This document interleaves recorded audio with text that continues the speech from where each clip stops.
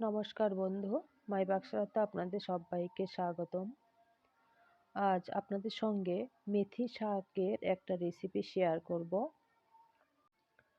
মেথি শাকগুলিকে আমি ধুয়ে পরিষ্কার করে কেটে রেখেছি। কড়াই বসিয়ে দিয়েছি, তেল দিয়েছি, তার মধ্যে বেগুন দিয়ে দেব। এভাবে ছোট করে কেটেছি। বেগুন দিয়ে মেথি শাকটা করব লবণ আর হলুদ দিয়ে। প্রথমে ভেজে নেব। এই মেথি শাকের মধ্যে আপনারা বেগুনের সাথে আলুও দিতে পারেন।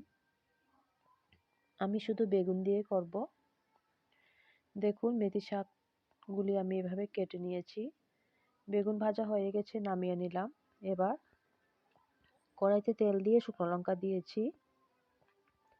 তারপর দেব পাঁচফোড়ন। পাঁচফোড়ন ছাড়া আপনারা আস্তা জিরাও দিতে পারেন। পাঁচফোড়ন দিয়েছি, 2টি কাঁচা লঙ্কা চিড়ে দিয়েছি। এবার মেথি শাকগুলি দিয়ে দেব। মেথি শাক খেতে খুবই ভালো লাগে। খুবই একটি সিম্পল রেসিপি, খুব সহজেই রান্না করা যায়। মেথি শাক এবার লবণ দিলাম, হলুদ দিলাম, দিয়ে ভালো করে একটু নাড়াচাড়া দিয়ে ঢেকে দিয়ে রাখবো। ঢাকা দিয়ে রান্না করলে রান্নাটা তাড়াতাড়ি হয়ে যাবে। দেখুন মেথি শাকগুলি কমে গেছে, নরম হয়ে গেছে। এবার আমি দিয়ে দিয়েছি বেগুন ভেজে রেখেছিলাম যে আগে, এই বেগুন ভাজাটা দিয়ে দিলাম।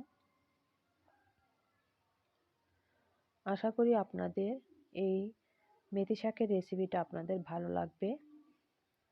ভালো লাগলে একটা লাইক ও কমেন্ট করে জানাবেন। খেয়ে দেখবেন কেমন হয়েছে। আমার চ্যানেলটাকে সাবস্ক্রাইব করে আমার পাশে থাকার জন্য অনুরোধ রইল। ধন্যবাদ সবাইকে।